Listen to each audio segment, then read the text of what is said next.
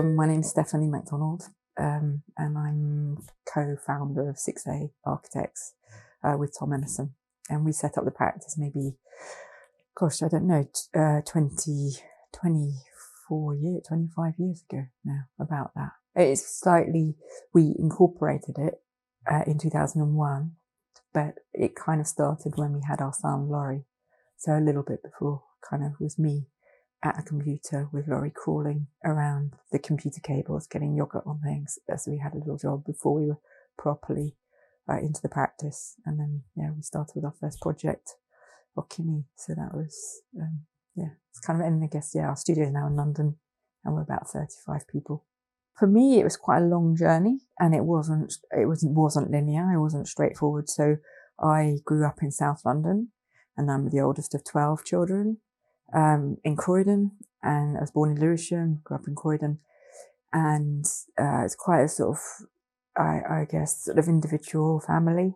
And I left home when I was 16. I didn't have kind of all the exams and things, so I went and worked in the city for a bank, like on the money market, which I hated, just as a clerk. That's what you could do when you're 16 without very good qualifications, and I just didn't ever feel comfortable in that situation. It wasn't, I was also kind of going out with friends and dancing and Northern Soul and things different. I had a different life, which would talk about other things. And I loved, I guess the first influence for me was like Warhol, Edie Sedgwick, The Factory, that kind of thing I was seeing when I was 15, 14. And friends that I still have now, actually amazing friends from around that time. My friend Jimmo is a filmmaker now. And so it was a friend's mum. I was sharing a flat with some girls that I was out dancing with, and we had scooters and things. And her mum, Sylvia Matthews, she was a cleaner, but she had been at art college and to support her children, because that's kind of how it was for women then, I think, like here. Then she was doing cleaning jobs and she helped me put a portfolio together, and I went back to art school to a foundation in Croydon, a sort of design art foundation, at Croydon College. And interestingly, my very first architecture brief was from Louisa Hutton, from Sowbrook Hutton. And she was an intern for the Smithsons at the time, which didn't mean anything to me at that moment, but that was my very first 3-dimensional architecture brief. She was the first one that said, go to the library and look up architecture and things. So it was really interesting. And then from there, I went to, I didn't get to know Louisa more then. She just was teaching the 3D in architecture. And it wasn't until years later I met her again in Karlsruhe when we were over for the Schelling Medal. And she was on the jury, that we just connected and kind of joined this circle. So now, and then we've asked her to lecture since and things. And she's a friend now. But I went from Croydon College to Portsmouth and did environmental art at art school. And there, an amazing tutor, Dave Jenkins, who introduced me to Japanese New Wave, to Duchamp, to Hadid, he opened the world up in a way that I just, couldn't, and being at art school was amazing. So that was an incredible place. It's really little, it's very protective, it was incredibly supportive, and it was a fantastic place to just go, okay, actually, environmental art, this is heading to the scale of architecture, and that's what I want to do. So I won a scholarship there to go travel. I won a travel scholarship, and I went to Japan, and I went to see the kind of things I've been reading about, so Japanese New Wave that Kenneth Frampton had written about. I just called people up. I hadn't started architecture, but I was going to start. I applied to Glasgow School of Architecture, the Macintosh, and I applied 6 times to go into second year. Like, I just put on my forms, Glasgow Macintosh School of Architecture, and they said, what are you going to do if you don't get in? And I said, I'm not considering that option. It's not on the table. So they kindly let me in, but for other reasons as well. I had a portfolio and I had done a collaboration with another architect who I was sharing a flat with, and we won a big competition for the Royal Society of Art, which was actually all about a waterfront, about Portsmouth, which now, coming back to our work we're doing now, is really interesting, but that's interesting. I hadn't thought about that. So come back to that later. But I went to Japan. I called up Toyo Ito, and he just met me for coffee and talked to me about architecture, which was amazing. And he was it was so unexpected because he was in a tiny studio and there were lots of foreign students there working, and it was a real kind of atelier feel. And I didn't know anything. And he laughed at my Japanese because it was very formal, because I'd been learning at night school a little bit of Japanese to be able to go. But I saw all of Ando's chapels, and I went to see actually things by Nigel Coates that I was looking at, bars and things he was doing in Hokkaido. And I met another UK architect who also wanted to see the chapel, so we travelled. He'd come over from Hong Kong, and we travelled all the way up and then hitched back down and saw kind of samurai houses, 16th century, incredible timber structures, and cycled around Kyoto and sort of just saw this amazing kind of trip through Japan. So then I started at Glasgow, and that was then went into that's kind of when I went into architecture proper and went into the second year there. But I really wanted to do architecture with an art school. I think that an art, and I think that's true still, like I really value, it's quite lateral. It's a very different way of kind of looking at what the question is maybe before coming in with an answer, joining things up, making connections and finding your own questions, rather than architecture can sometimes be a little bit too profession based, where you're just answering a brief. And I think that kind of way of looking at the world is maybe something we've searched out in the practice and searched out in the, I think both Tom and I share that for sure. And it's come from different places, but that's maybe part of what we do, is kind of really searching out the questions before you come in with any kind of design. London, I love coming back to London always, but I love leaving it as well. And whenever you do a project, you imagine, I get very, very involved with the place that we're working in. So at the moment working in Liverpool, I love Liverpool. I loved living in Glasgow and Portsmouth actually. When we do a pitch or a project in Windermere or something, then I remember sort of that thinking, I always think, what's it like to be here? What would it be like to live here? Who lives here? Why do they live here? What's the whole life like? And you can imagine, you sort of put yourself into those shoes. So there's millions of places I could imagine being in, but so I love traveling as well. We do go and stay in Sicily quite a lot. Now that's become a bit more regular, so we just go and see more and more bits of it and get more of an in-depth. And we stay in a nature reserve, so it's very out of the city, and connected back to kind of landscape. But yeah, I don't know. Maybe I'm but I get a real homing when I come in off Heathrow and back to Paddington along the Euston Road. There's something just really like being back. So London probably is my place, I think. But I like all the difference here, the people. You can meet everyone else. I think, like, when I met Tom was after Glasgow, after the Macintosh. A lot of my friends were painters there, and we still know and work with them now. That's one of Vicky's paintings, who I was at college with there. I had a really brilliant tutor there as well, Fred Smith, who was really looking out towards Europe, and then came down to the RCA. I met Tom. And the school was kind of really looking around for a new head of school, and it was a little bit in a kind of at sea.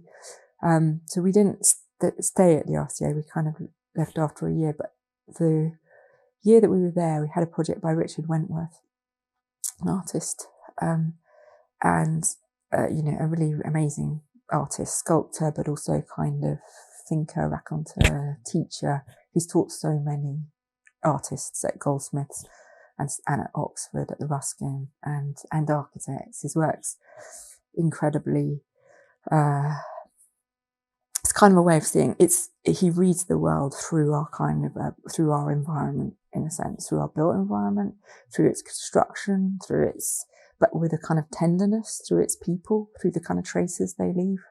And suddenly, kind of with him teaching us, it was just one project he did at the RCA, and then we got him to come and talk when we moved colleges. I went to North London and studied with Crusoe St John, and Tom went up to Cambridge.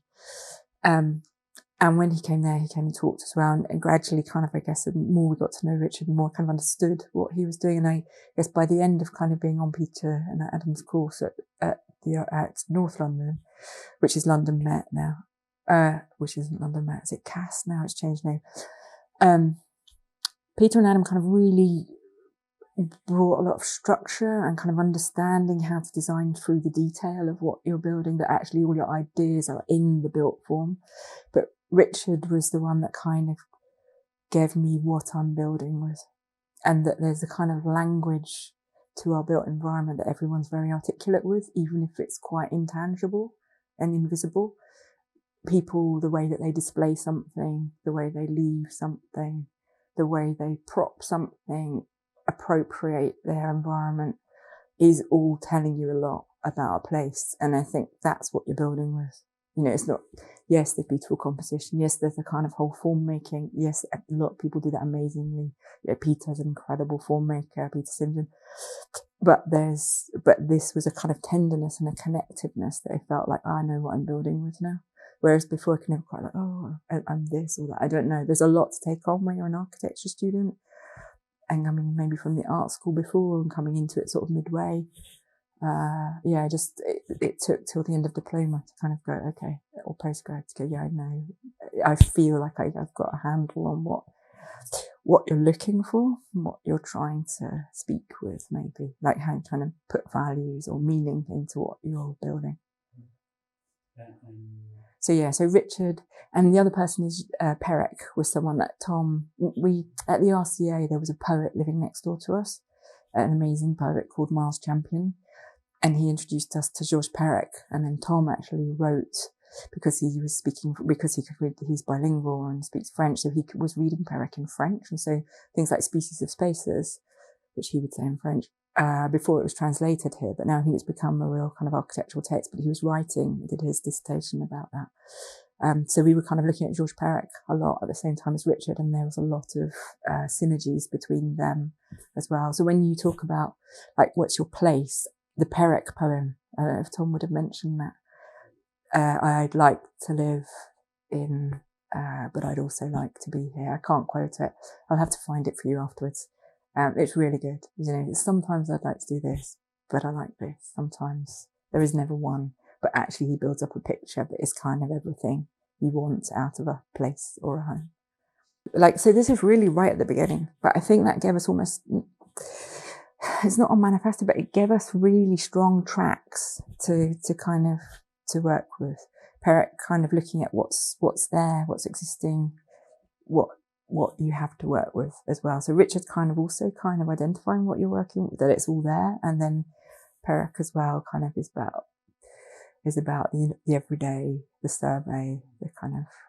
I guess we started quite early. You know, we were both working for other practices for a really short time. And then because we had Laurie, our son, who's now 24, it just didn't work as a woman working for another practice, because you're always between childcare and work, and you miss all this kind of social aspect of an office or studio, and you can't manage your time, and you feel like you're letting everyone down, both sides, really, especially when you're quite young and you have no money. So we set up the practice, and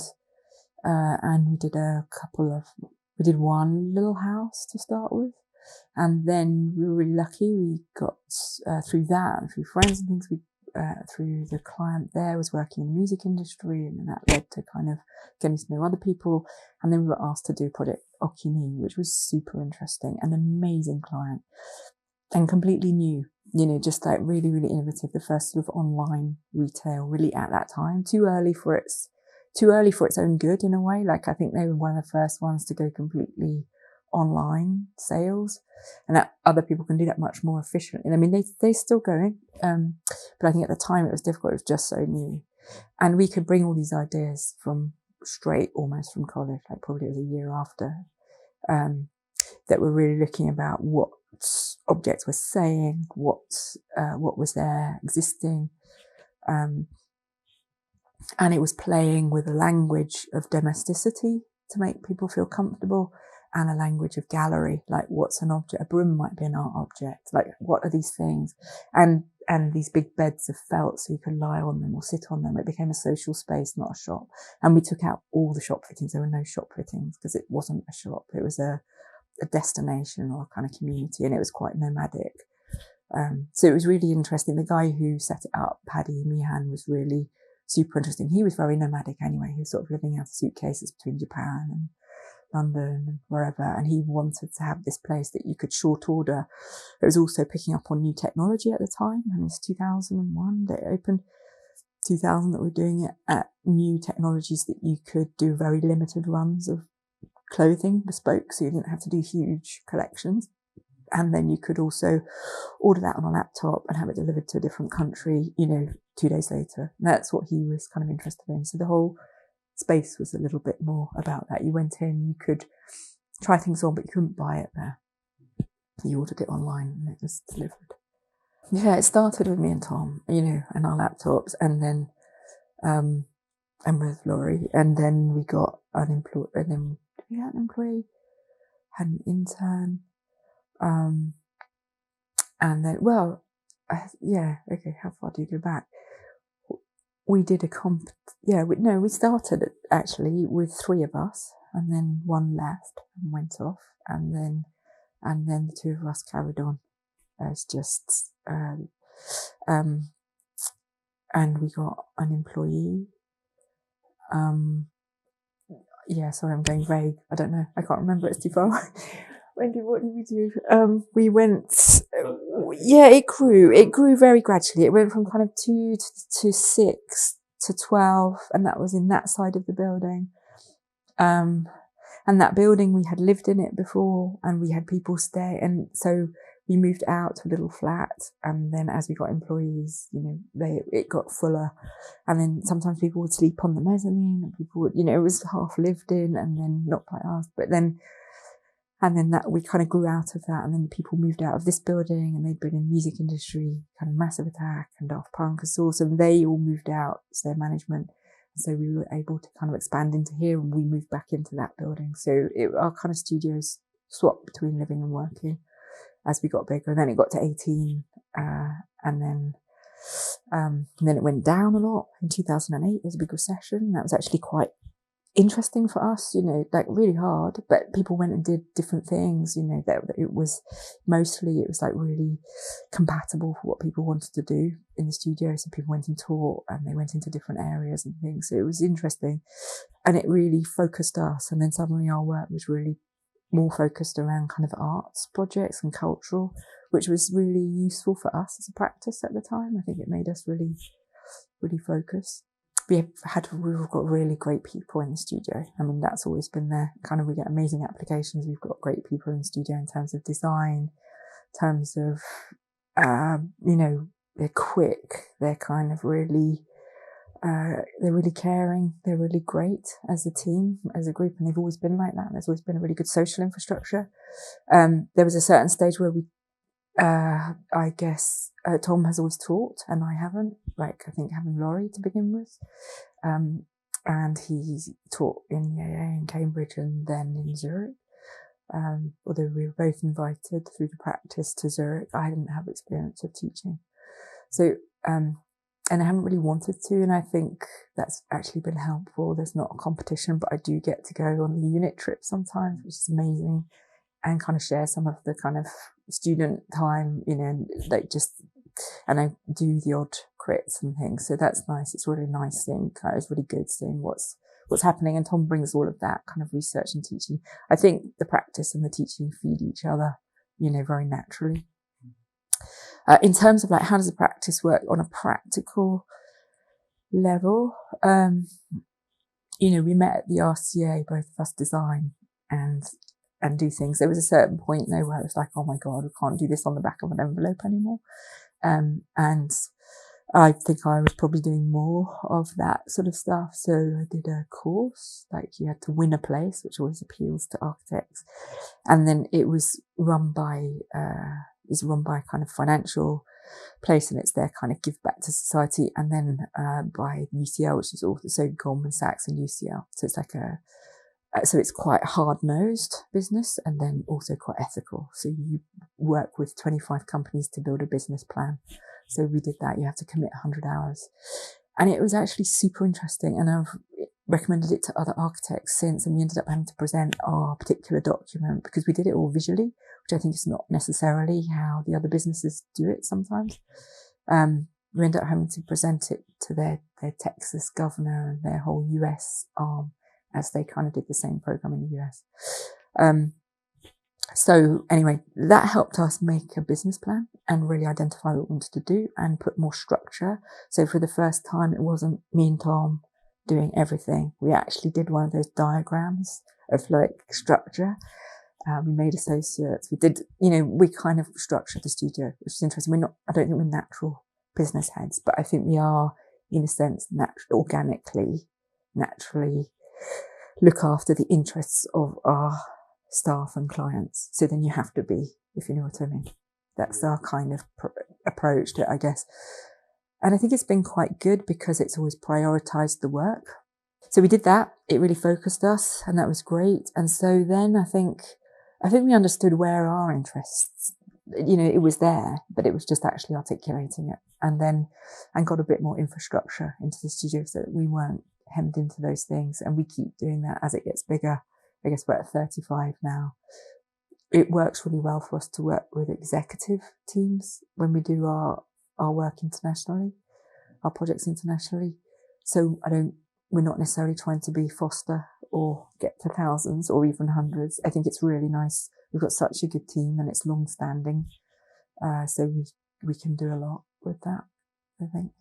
People don't talk about it, and it is kind of, everyone's too creative. I paint, I draw, I was at art school, but you have to take responsibility for your clients and for your staff. So we try and do that. I mean, we're in the best place now. We have an operations director. We have but these things come gradually. I think for us, maybe we've grown it more incrementally. I know some studios, and you go, God, they've gone straight into they're suddenly 100 and they've had that structure there. And I don't think we started. I started from art school, and Tom as well. And it's not how we've grown as we've grown through the projects and as we've grown the content of our work, I think. And it is important to be able to support that and to be able to do it really professionally and to be able to deliver for our clients. So then we've searched out that structure as we've needed it, kind of, and in time, and then we can. So now we're looking at some really big things, but we have a really great structure in the studio, so we have much more time, more time to be able to think, teach, do. Yeah, I think the whole studio has a very deep sense of shared values in what we're building, and making, and that you want it to have a kind of real kind of positive impact. And there's so much kind of inequality, and it is, it's terrifying, the kind of climate decisions that are being made by politicians at the moment, and by, whether they are going to war or whether they're just not investing or whether we're keeping going with the same old. So, I think in the end, you always come back to you can be doing all of this, but who's it for? Who's going to live in it? Whose life is it going to affect on every level? That's what's kind of interesting. And we should be acting more collectively, more globally. It is really interesting looking to South America, looking to, lots of different, communities and places. And when we learn so much all the time, from wherever you're placed, you go, okay, so this is done differently. That's nice. And we look, I guess, to try and lead. I mean, a project we're doing at the moment, maybe this is jumping into your next one, but I would say it's probably kind of really relevant. But so we're working at the moment on Tate Liverpool, and their brief to us was very much about bringing community in. So the project, I guess the thing that's really consuming me at the moment for a project is, so Tate Liverpool. I feel like the community centre that I spoke about, that we worked with an artist, Cara Turing, on, to make that a landmark and a public artwork so that it was visible in the neighbourhood and so that it protects it, and did the alleyway. And it was like a little prototype, in a way, of being able to see kind of that you can impact the bigger problem. So Tate Liverpool, and I don't know if this will happen. This is just where it is at the moment, what's happened. So the project that we are working on, which is amazing in itself, is really cool, is Tate Liverpool is on the docks in Liverpool, which is on the kind of west coast of the UK, and was the huge port for for kind of the UK's global empire building, for all the good and bad of that, which is a lot of bad. But Liverpool was the kind of amazing maritime kind of pioneer of seafaring trade. And the Tate Liverpool sits in one of the most beautiful kind of set pieces of architectural dock building by Jesse Hartley, built in 1846, which is almost like a kind of Italian piazza of water in a sense. You come in, it's colonnaded, it has these flat arches. Technically, it was brilliant because you could unload the ship straight into the docks. It's very beautiful, and they're in one piece of that. So we can't touch any of the outside. But it was built in the 80s and it was very internalised. And the reason for that is that Liverpool, whilst it was a pioneer of kind of industry then, and sort of powered the whole industrial revolution, here it was also at the coalface of decline. And so those docks and the whole industry kind of went into free fall. And it was kind of derelict and completely sort of silted up, all the docks and things, in the 1970s, 80s. So that building, James Stirling came in the 80s, part of a kind of Liverpool renaissance of the Flower Festival, as a way of kind of bringing the city back, which I think is also really interesting, that they used an environmental thing as a way of regenerating the city. And culture, they put culture into an old industrial dock building, which I think was one of the first in sort of 1988.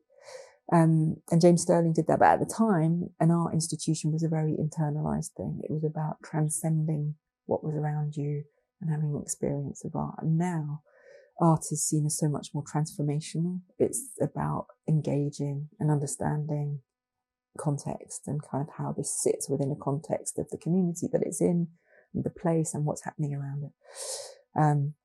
In Liverpool, that's kind of post-industrial, it's decolonial. There's a lot of stories to bring to life on that waterfront. And next to us is this Museum of Slavery and the Canning Dock, bringing a lot of that life. But it's also Tate is also making a platform. So we're opening up the building. We can kind of really change the circulation, open it up, make it sit on the Mersey, and make it much more inviting. There's a kind of, that kind of thing of the sort of intangible, the language that everyone reads, of inclusion or exclusion or feeling comfortable in a place, no matter where you're from.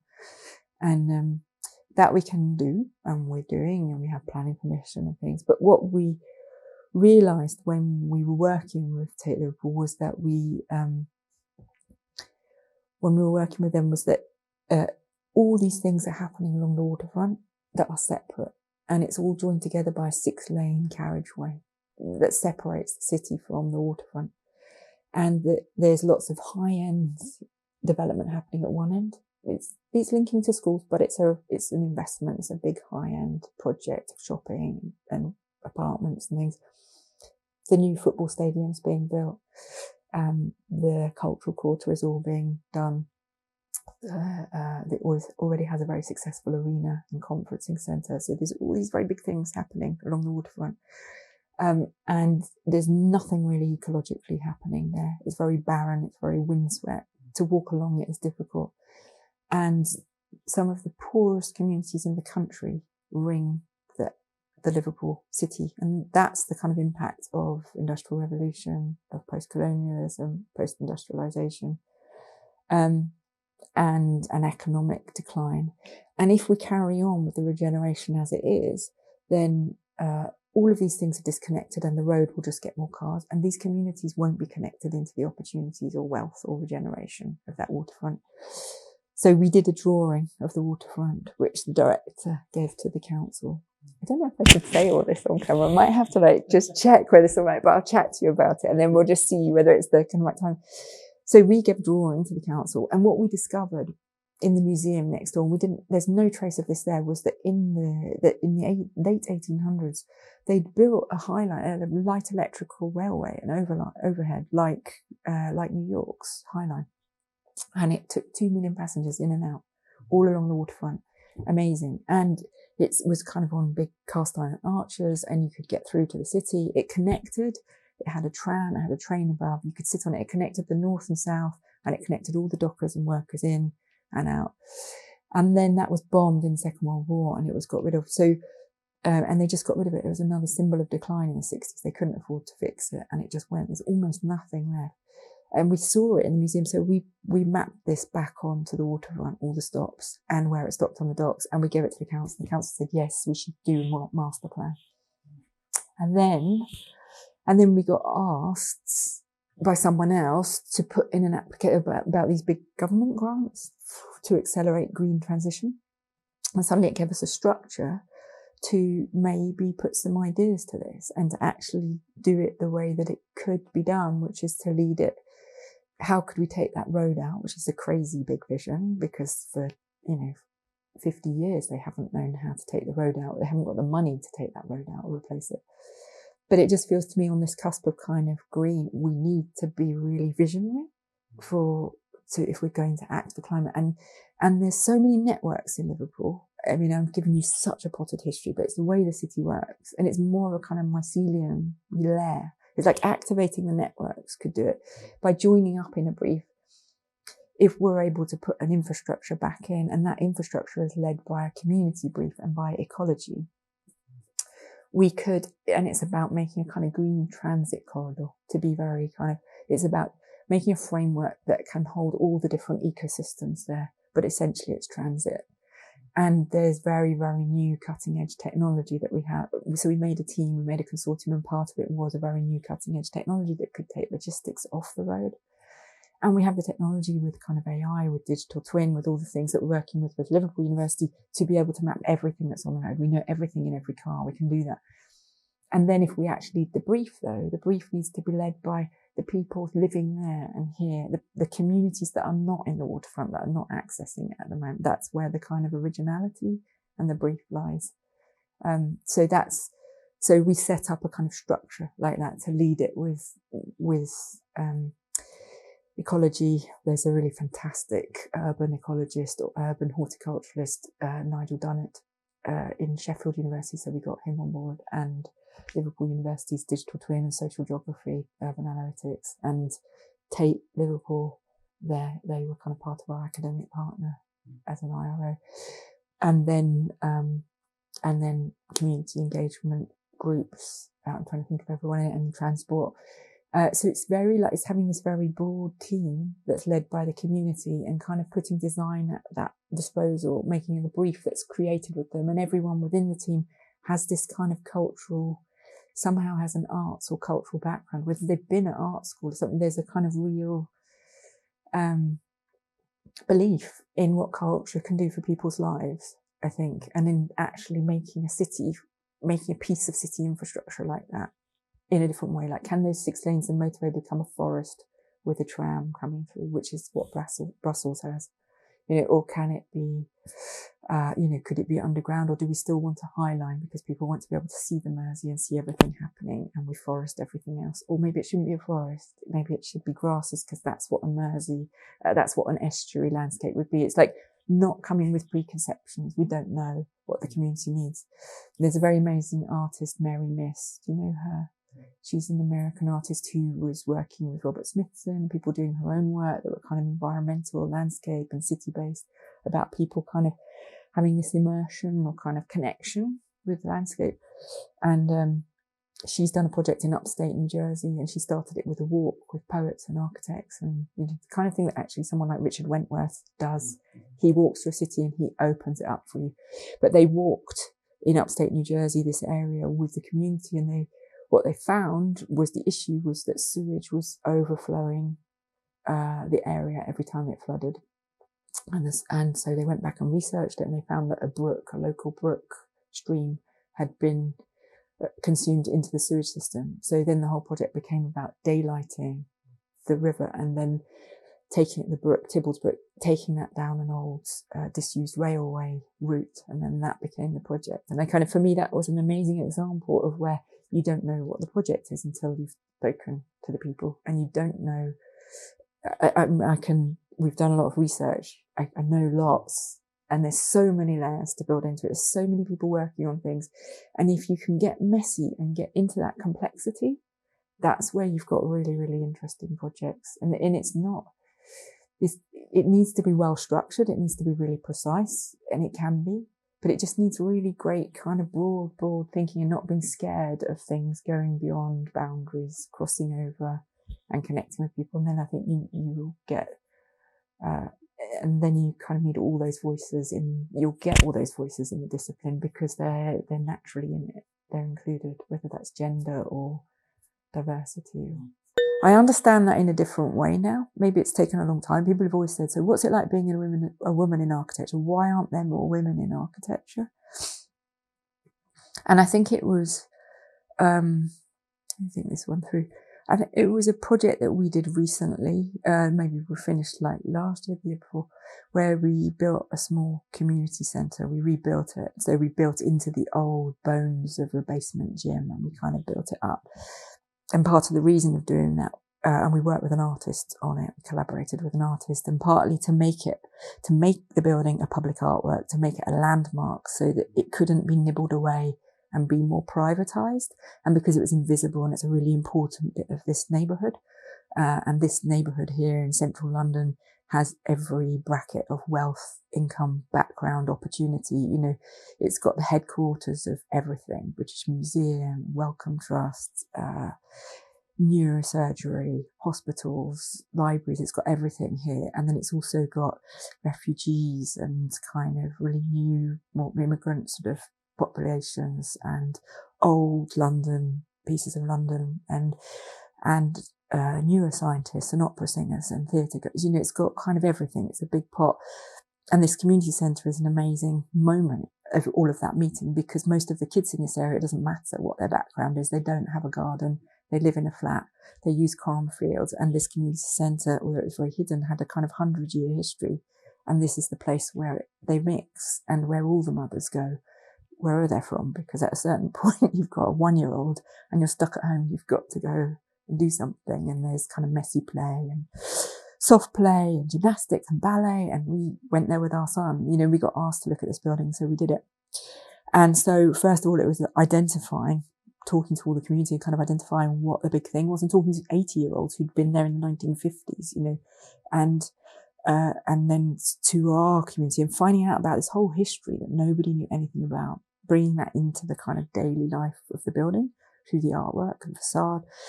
And there was a certain point, it was difficult to get the artwork in and funded and seen as important. It was, and then outside of it, it's on a really old grotty alleyway that's actually a really old Georgian boundary line.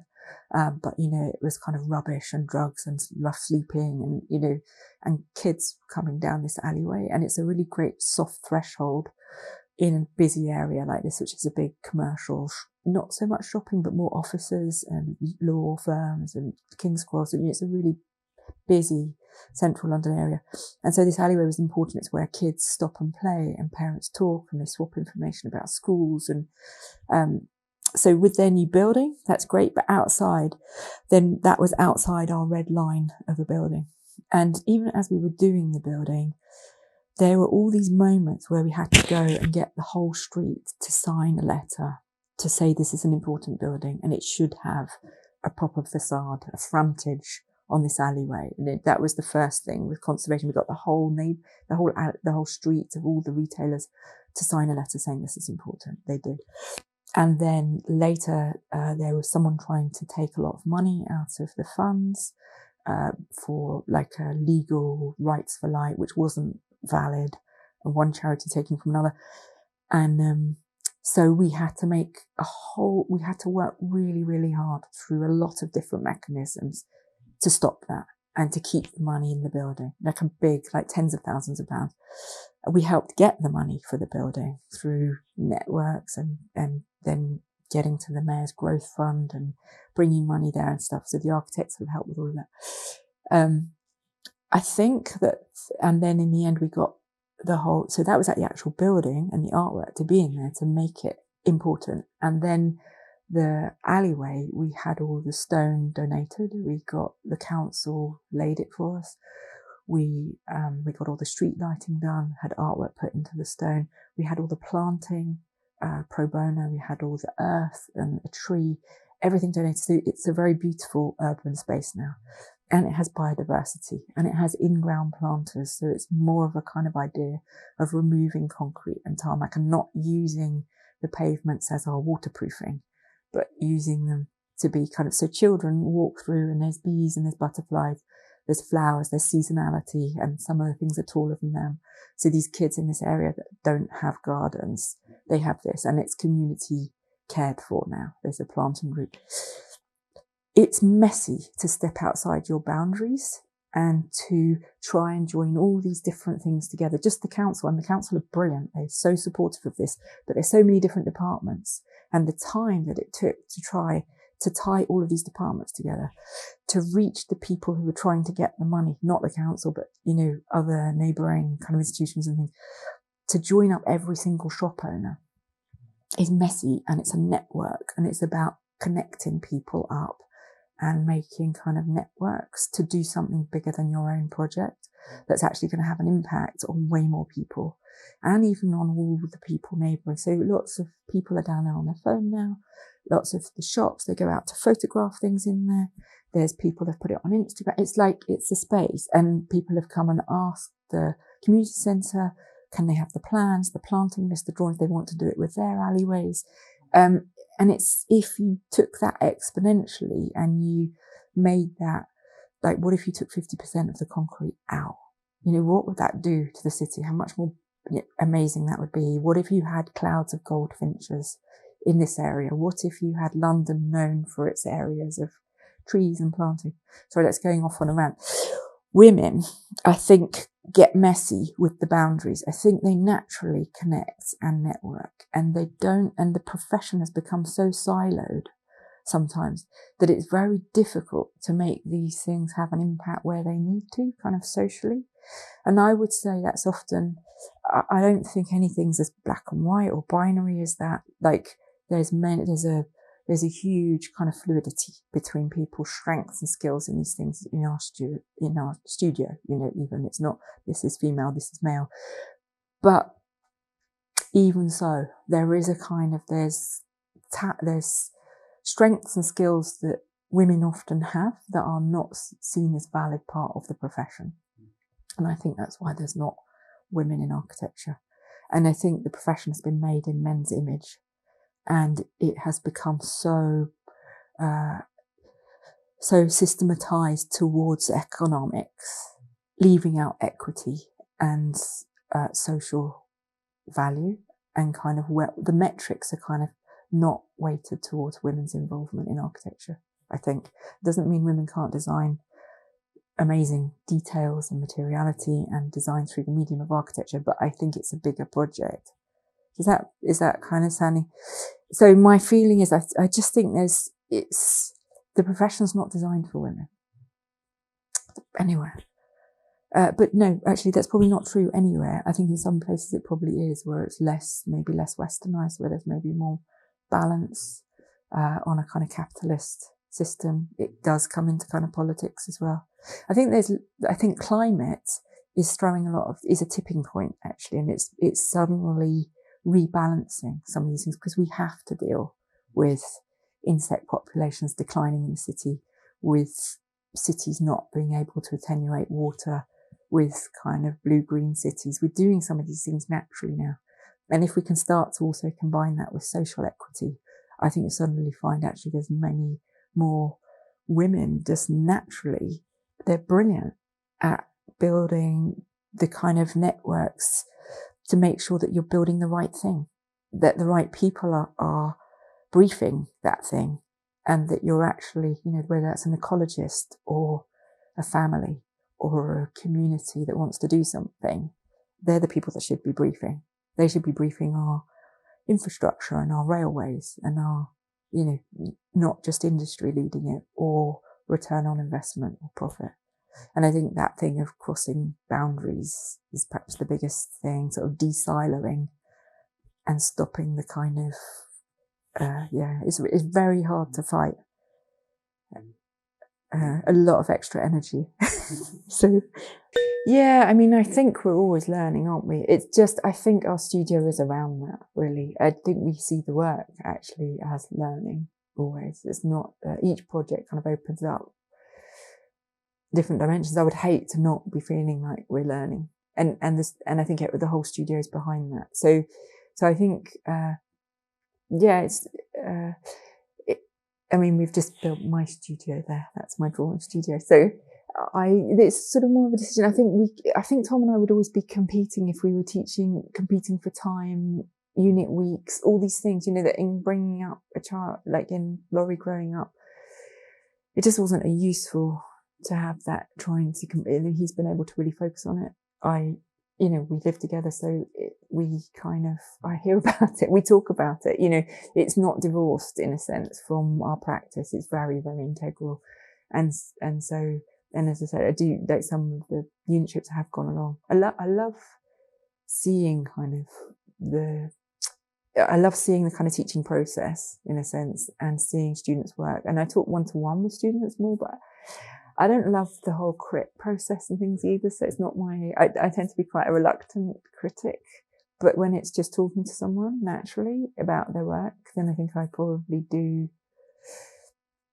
I do often end up in conversations with sort of younger architects, or I think where you're sort of looking at work and encouraging where to go with that. In our studio, we've got, a lot of people as well. We're always expanding projects and everything's on the wall. It's much more of a conversation. So it doesn't feel like an alien process.